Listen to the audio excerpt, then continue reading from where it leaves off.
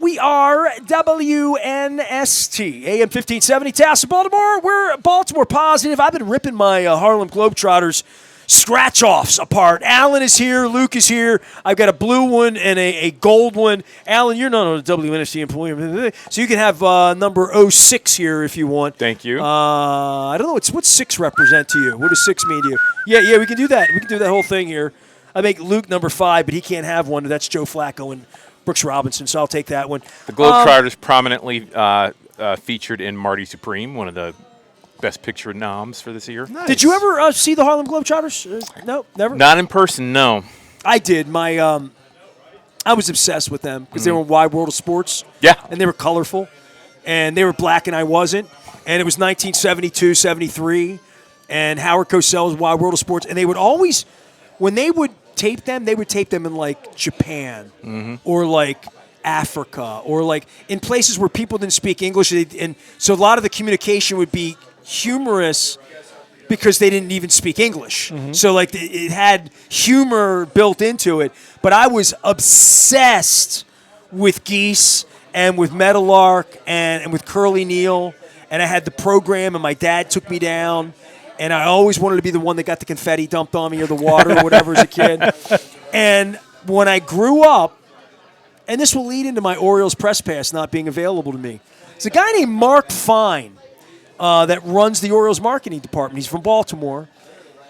I had only met him once in my life before Adam Schefter and he did our 30 ballparks night at City. I want to call it Shea Stadium, City Field in Queens.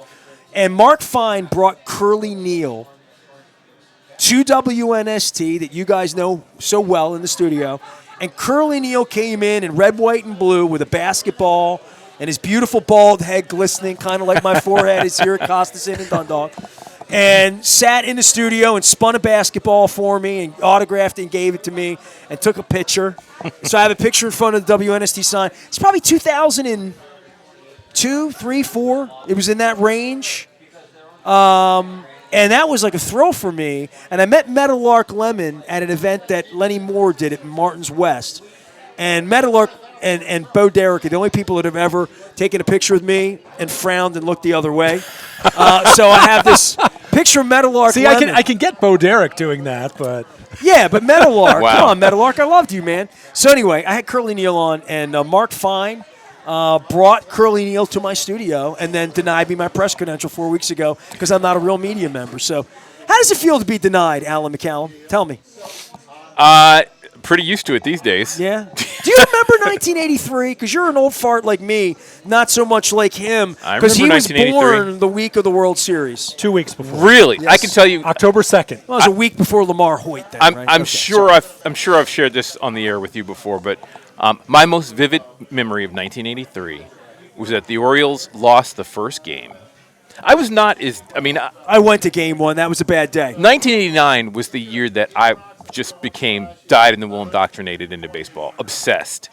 But I was always a fan. And they lost game 1, and we were going. My dad and I took me to the Giant to get ice cream. The Giant on Liberty Road that's not there anymore. It just breaks my heart. To get ice cream because they were my uncle. A couple of my uncles were coming over. They're going to watch the game. My dad used to sit on the floor and eat peanuts on Sundays for football and baseball. Nice. And stuff. Did he make a mess? No, he was really good about it. Peanuts are a mess, man. He cracked the shell and everything. But we were walking in, and I was like, Dad, can the Orioles still win the World Series? Because they lost game 1. And he was like, of course they can. And I was really, really nervous. I was really worried. And they went on to win and take care of business. And I just remember. How old were you in '83? I was 11. Wow. 11. You were born in '72. Okay. Yeah. So I just my dad saying, of course they can. Just filled me with this confidence. And the Orioles. Were you with your dad when they beat the Phillies that night, Game 5? I was with the whole family was there. Absolutely. Yeah. I mean, my dad and I were in the upper deck. We had a seat up under the Liberty Bell in section 751, right field line. Couldn't have been any higher up for Game 5. And in the 6th inning, we knew we were going to win. And the stadium was emptying out in Philly. Because they're losers! That felt good 43 Man. years later. Didn't that feel nice? I was in Philly, though. That felt good. So we went down, and literally, you guys have both peed in the WNST studios many, many times. The picture from '83 of Scott McGregor and Cal Ripken and Rich Dower. Yeah. And Joe Nolan's in that picture, as I remember it. It's crazy enough. How would I know that? But not Nolan Reimold, incidentally. Mr. Nolan Reimold, bringer-upper last week. You did bring that up last week on me. What did I bring him up? What was that even over? 1 year wonder. Oh, you know what? I think it was talking about Jordan Westberg, where I'm like, man, I'm afraid he's starting to turn into Baseball Nolan. nerds. Nolan get together. Reimold, Adam Jones, and Nick Markakis. I mean, I've never been as excited about an Orioles outfield trio. 2/3 of it as turned that. out okay. Yeah. So the moment the Orioles won the World Series, my dad and I were in the 500 level, and if I had a Veteran Stadium map, we were right above the dugout between home plate and first base. We were like almost the picture that was taken from ground level, that the Baltimore Sun picture that was on the wall, that we were above it. Okay. So the moment it happened, that it ended, that picture is on the wall for a reason. For sure. Mike Gibbons brought me down to the Babe Ruth Museum and said, pick anything you want. And I'm like, holy shit, that picture looks like me and my dad took it. Like, that's from my eyes. It's just we were a little higher up. But, like, that's what I saw. And so that picture lives deep in my soul. And my dad and I, we you know, there were 3,000 Oriole fans in the stadium, you know, at the end of the night, and the Phillies fans had all left. All I remember is very scattered, because it wasn't one of those things where all the Orioles fans went down to the dugout like we did in Foxborough or whatever, you know? And I remember leaving, and my dad almost got us killed. We parked in the Spectrum lot. JFK was still there. And we parked in the Spectrum lot, and my dad was like, speaking of my son, my dad's grandson is leaving Dundalk. Enjoy your gyros. Hey, man, gyros are good over here in Dundalk. You come to a great place and get a gyro. And my dad, like, started a fight with a Phillies fan. Oh, that's Like, get in the car, get in the 76 Malibu, and let's get the hell out of here. You know, my dad is no longer with us, but Neither's mine, my- and it's my- because of reasons like that. It almost got me killed. so many of my best baseball memories with my dad. Cal breaking the record, Delman Young's double in the postseason. Were you at the game with him that day? Oh my God, yeah. Oh. I couldn't talk for a week, but we were Loudest environment I've ever been in. we were in left field in the upper deck, and I'm telling you, I never thought Camden Yard. I mean, Memorial Stadium would shake. Camden Yard shook there. I thought the press box was coming down, man. It was there was a unbelievable. second and a half where I like looked because it felt like it was swaying. Has it been tested? Oh, my You're goodness. thinking. But incredible. my Veteran Stadium memory. But I've had a few. But my first one was with you, because that was the one All-Star game I went to. You with went to the '96 All-Star game With you. You and I were together. When Cal got his jaw broken. Broken nose. Oh, That is- yeah. that is correct. I witnessed it. Do you I realize was in the dugout I was when it happened. I was 12 going on 13 at the time. That was like traumatizing that Cal had his nose broken. Because I'm you're thinking, on the field oh my doing gosh, is he live going to miss radio, the dude. All-Star game? I was Like doing all live that. radio that night on the field. And you're like, and I was in the American League Roberto dugout. Hernandez was the one who did it. Yeah, absolutely, from the White Sox, absolutely on the podium. NBC Yeah. did the game, and I remember they even had video of it. You can just see, I mean, he lights them up, and Cal just goes, boom. It's hilarious. Cal didn't think it was funny. Yeah. Probably not to this day. Yeah, You're not going to get Ryan Ripken laughing about that I over know. at the fan. Although Ryan might. Luke is here. It didn't hurt him. Alan is here, and we're here at Costas. You know, on the baseball side, even just telling those stories, Luke has no experience with that at all, but you have a lot of experience with your father. The one thing none of us are going to do with our dads again is see a World Series. My kid would have a chance, but he wouldn't want to go to Game 5. We wouldn't be able to afford it. Yeah. So, and you're like, yeah. So now you're like, even when they win the World Series, they won't be able to go, or it's going to cost $1 billion or whatever. Seems unlikely. Well, let's talk about that and what the pathway to that is. And I guess just level set. He wants to talk about the strike zone and the computer system. We don't have to do that right now. Yeah, we I just think it's interesting. I think there's a lot of strategy that's going to go into that. I think I think the ABS system could really revolutionize the game, Yeah. and impact how it's played on the field. And It's a great conversation piece right this minute, right? I can't tell you exactly dawn how of it's it, going to right? happen, Yeah. but I'm really curious to see. And, I think what will emerge is that certain pitchers, certain catchers, certain hitters will get the go-ahead from their dugouts to do it, and others will be kiboshed. Who has, I was saying this to Nestor off the air. Veto power. Who has the absolute elite of elite vision? Right. Who has the processing speed in their brain? In their brain. That whole chain that they know the strike zone. There are plenty of players who anticipate the strike zone very well, but who knows it? And I think this is literally going to be a skill. And I've actually seen, like, Will Carroll, a longtime baseball scribe, his Substack, he opined that he wonders if the best pitch framers as catchers will end up being the best at challenging, just because there's something about the way that they're able to. No one would be able to know better than a catcher, right? You would think. You would think, but there might be certain hitters or certain pitchers who are just blessed among the blessed. Well, in the old days, and when Tom Kapp would come on with us 35 years ago, and you came on with me 30 years ago, Alan, and you and I, to some degree, have discussed it, Luke, but it's not our lane. It was much more of a lane for Coach Kapp or for, analysts in the 90s and Jim Palmer. And this is really true about Mike Messina and Mark Messina when I talk baseball with them. Who's the umpire?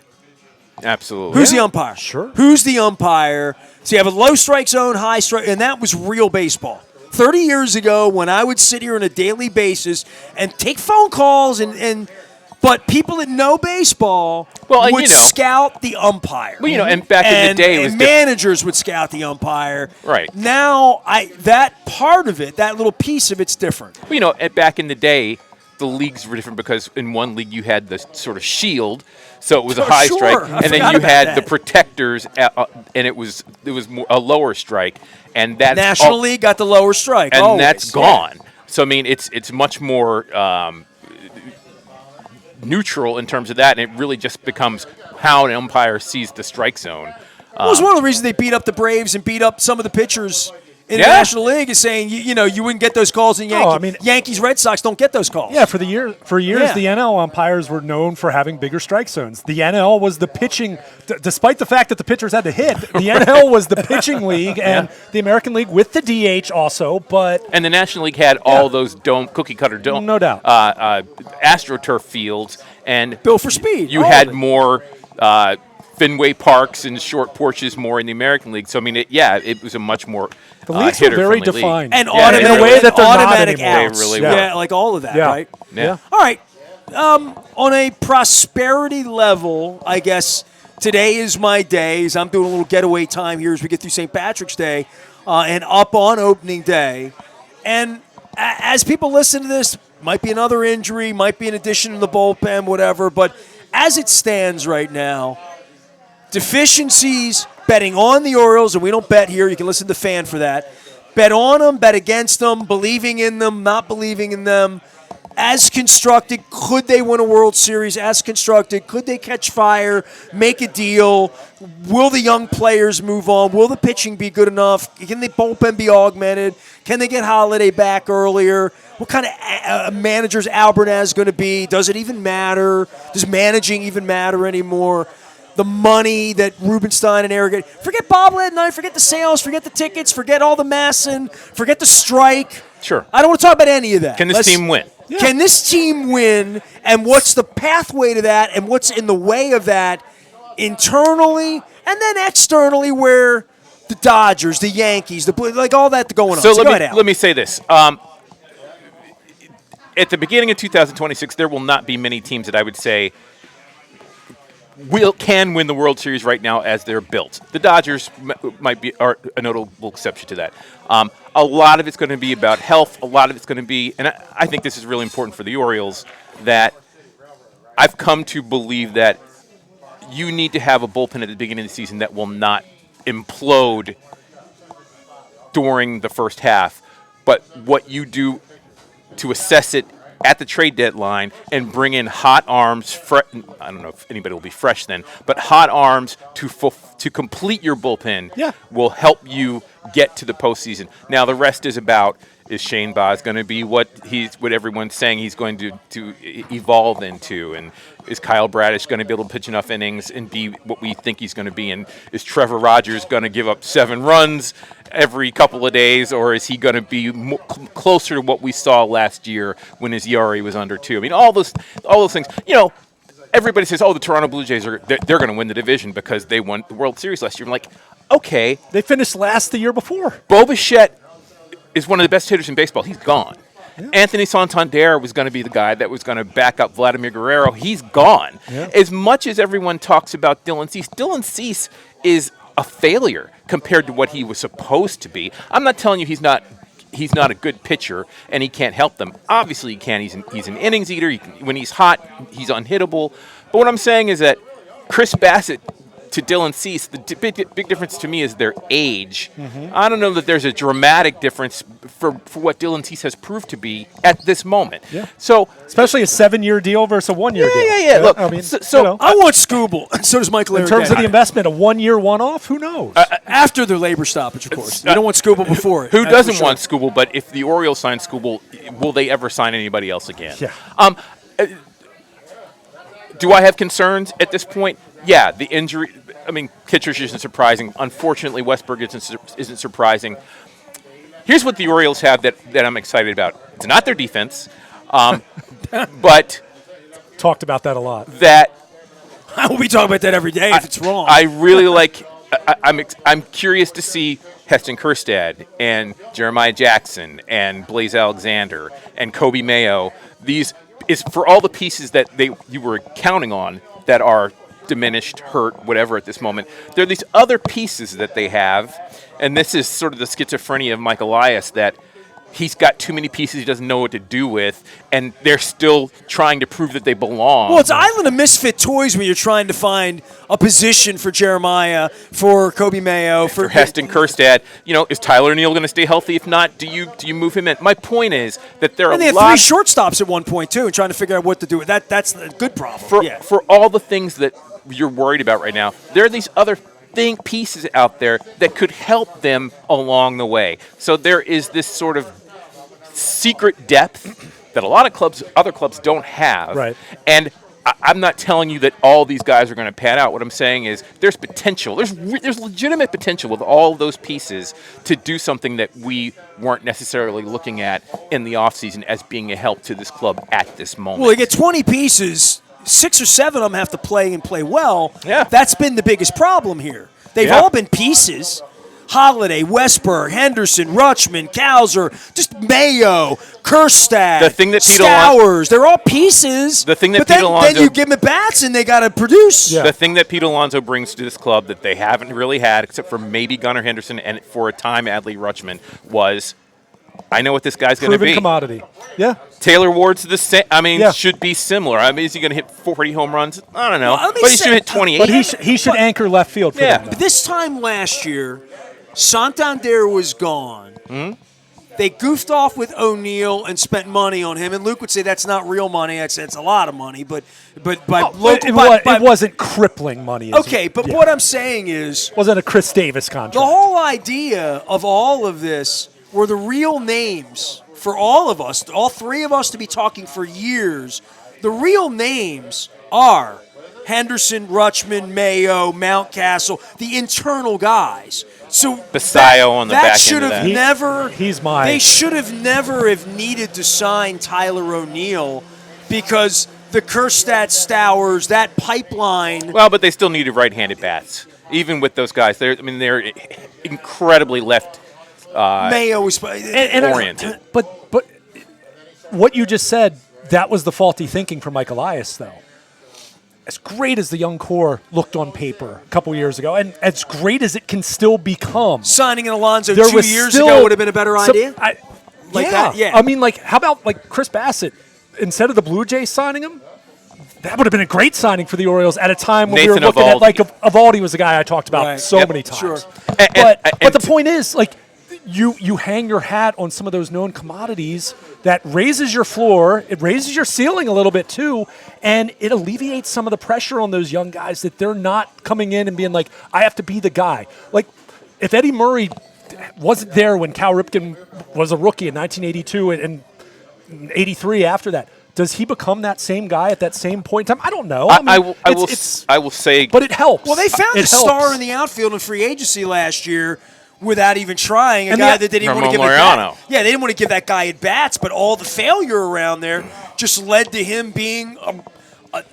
If every offseason signing's as good as that for Elias, they wouldn't. Yeah. he essentially played the role of Tyler O'Neill Exactly. last year. Yeah. Well, that's And where that's you why it didn't are, hurt. where the Mayo and the Yeah. and the Kerstats and the Blaze Alex, all these the other guys. The other guys. Guys. Yeah. Look,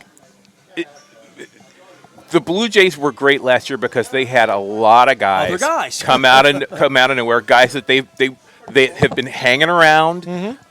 That Clement and Barger, who really helped anchor when Bichette was down and Santander was gone, and they found something. Now those guys have to do it again to be what people are predicting them to be, and we'll see. Addison Barger may be the most important player for the Toronto Blue Jays this year because he's the guy that needs to help Guerrero anchor the middle of the lineup. The Orioles have those guys, and we still don't know enough about them. 2 or 3 of them need to have a year similar to what Barger and Clement had for the Blue Jays last year. And if they do, and we were talking off air about the World Baseball Classic, and the World Baseball Classic makes me nervous because I don't want to see Gunnar Henderson playing third base for the United States. I'm sorry. I want him to play shortstop for the Orioles, and I need him to be healthy. And even at this point, a guy like Rico Garcia, much more important today than he was a week ago. I need his arm to be healthy and not ramp up too quickly playing the pitching in the World Baseball Classic. So, there are different level of competition this week. Absolutely. And pressure, especially if you're, I'm a Venezuelan descent. Just ask the New York Mets. If Venezuela were to win this tournament somehow this week, and they're capable of doing that, it's a small tournament, it just means so much. Just ask the New York Mets about how much it cost them to lose Diaz to the World Baseball Classic. Yeah. So my point is, I just need those guys to be healthy. Sure. But, I don't know how Gunnar Henderson can't have a better year if he's healthy with Pete Alonso hitting somewhere around him in a lineup. Adley Rutschman. Look, for people destroy Mike Elias on a daily basis in this town. I blame them for 2 guys, Bobby Witt and Garrett Crochet. Period. The end. Everything else. Do I agree with his philosophies? Sometimes, but I understand. I think I understand what he's trying to do. His timelines are always off. Yeah. But ultimately, he has assembled enough. To the question, can the Orioles win the World Series? He's assembled enough talent at the beginning of a season for the Orioles to be in contention at the moment in the middle of the season where they need to finish off the project. And then the rest is what everybody else is doing, and we'll see. Yeah, you just laid it out there. I kind of look at each of these guys, and it's funny, as you were kind of going through the list, I thought he didn't mention Basayo, but I'm sure you were including him, in terms of, he's a guy that got 6 weeks in the majors last year, didn't hit at a very high level, had his moments, but the overall numbers, and then it's almost like you put him on the shelf and kind of forget about him, but it's like he could be one of their 2 or 3 best hitters if he pops in the way that many talent evaluators across baseball looked at him the last couple years. Now, they've had 8 guys like that. They've only had one really pop. Sure. Well, Rutschman for a minute. Westberg for a minute. Gunnar Henderson. Henderson's the guy I'm saying pop. Yeah, that's it. But there's different degrees of this. We also have to remember Kyle Stowers popped. Yeah. Yeah, not here. Yeah. Not here. But we also have to remember there are different degrees of this. You can go through a rebuild and draft guys in the top 5. You know that not every guy you draft is going to be a Hall of Famer or even necessarily a perennial All-Star. What you don't want to happen is for someone to be a bust. Matt Wieters was not a bust. No, he never became Johnny Bench. And Rutschman is very rapidly starting to look and I similar always to that. use Nick Markakis as the example of drafted, really good, solid, never great, always good Nick enough. Exactly where exactly what you want. Go look at his first 3 seasons and compare it to Eddie Murray's first 3 seasons. But that was his peak. That was the problem. Well, that's your Gunnar Henderson. That's your Gunnar Henderson but example right now. Not everybody's going to the Hall of Fame. Exactly. But you need guys one to guy. pop. You need one, maybe two guys to be elite, and then the rest of the guys need to Well, that's help. Alonso and Henderson on this team right now. And you're always going to have a couple Yeah, busts. sure. But the rest need to fill in the gaps and be part of the team and be productive. Well, they'd be And healthy that can enough to happen. play. And I Let's think you start kind with of that. and like Best this ability is is availability. This is kind of a simplistic way of looking at it. And we talked about this. I remember it was last summer we got together. We talked about it at the end of the season. I guess right around when they were hiring Albanez's. I think the last time you and I talked on air, and I talked about this a lot. For as much as I didn't like Elias's offseason last year, and there were things I would have liked to have seen them done differently, I also acknowledge, they did have a lot of injuries. And when you're evaluating how a baseball season is going to go, in the same way that the Blue Jays were in last place 2 years ago, and then they're literally two outs away from being world champions in Game 7, they had a lot of things go really well. The Orioles, if you're laying out all the things that needed to go well compared to things that could go poorly, it was like a bottom 2% kind of all of that combined as far as outcomes you would try to predict. It was Someone like, had Elias's voodoo doll, and he was sticking a pin in the back They every day They for the made first 2 questionable months. decisions. They were bad on the field, and they were very unlucky too. So, And let's be clear. That being said, I was just going to say, to me, and this really lends itself to what you were just talking about, all the position players they have, they're starters. Like, look, they didn't get a top of the rotation starter. I get it. This starting rotation right now has way more upside as presently constructed than it did a year ago. Absolutely. I'll take that for right now. We'll see what happens at the trade deadline, right? Bullpen. I'm with Alan. I'm concerned about the bullpen. I thought they needed another high leverage arm. You think even they're concerned before about it? Kittredge. I don't know They how they should couldn't be. be. I don't understand why they wouldn't have re-signed Sir Anthony Dominguez. I thought that would have been a really nice How much fit was for he? them. He was 8 before. What did he get this year? He's with the White Sox? White Sox for like It was comparable. Comparable. this club has enough pieces to be competitive. They have an owner who doesn't seem to be afraid to spend money. $19 million on a number 4 starter in February. And let's be clear. I mean, that never happened around here. I had been hearing for weeks. One of the reasons we're still talking about 1983, quite frankly, literally. I'd been hearing for weeks, and it seemed to be confirmed today that the Orioles made a legitimate offer for They were in on Ranger. Suarez, who was the one guy I really wanted them to get. And if Suarez used them to get the Red Sox to lift it, then I mean that's part of the deal. The thing they did wrong was not let him leave the room or let him leave the room. But I mean that's what you risk in free agency. I don't have a problem with that. Well, if they were going to spend that $200 million, then would you be all in on them being more serious right now? Yes. I mean, Do you think they're a somebody? 98 win team because they do that? 94 win team because they do that? You love wins over, you like all of that. I mean, I like Ranger Suarez. But I do. Who does have, it bounce I out of do the have rotation? questions about what he looks like the next 4 or 5 years compared to what he's been the last few years.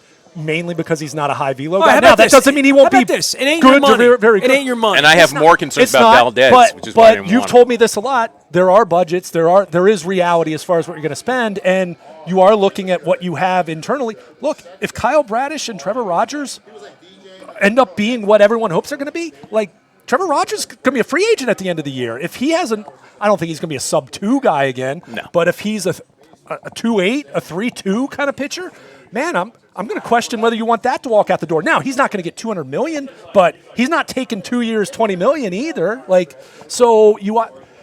Point is, when you're a team that's somewhere where the Orioles are, whether we want to call them small market, mid market, they're not the Dodgers. We all agree on that. You only have so many bullets you're going to be able to fire over the course of 3, 4, 5, 6 years for long-term, lucrative kind of contracts. And they all got to win them all. And that's the thing. Win them all. I mean, like we're everyone going wanted to football this week where they all have the same amount of money. You still have to win. They all. very When much you don't tried- have enough money, you got to win. But they very much tried to sign Corbin Burns last year. Now they did a Been different. mess. They used a different structure than ultimately what he signed for in There'd Arizona. be no Pete Alonso if they signed him. And if they'd won, they would and have he'd lost. be hurt. And we wouldn't be talking. We'd be That's right. talking about him right now the way we were talking about Kyle Bradish a year ago. And let's be So- clear, because a couple minutes ago you mentioned Jack Flaherty. A year after they traded for him, he pitched in the World Series and won. Yeah. And a year after they traded for Trevor Rogers and everybody said this was a joke, he pitched to an ERA And now it looks under like a 2. trade that's you can live with. I guess what I'm saying is, like I said, his time. I've never been the guy calling Elias a jackass or an idiot on my air, but I mean, you win and you lose, and part of it really is where ownership is. And when ownership's spending $19 million on pitchers in February, that is more of a commitment to the bar here at Costas in regard to how serious they're going to be come July 31st when it comes time to deal Westberg or Holiday for something that looks like Scooble or whatever they would do. That would be a crazy thing to say we're all in and we're going to win the World Series. Well, and that's the other thing. We began this time in 1983.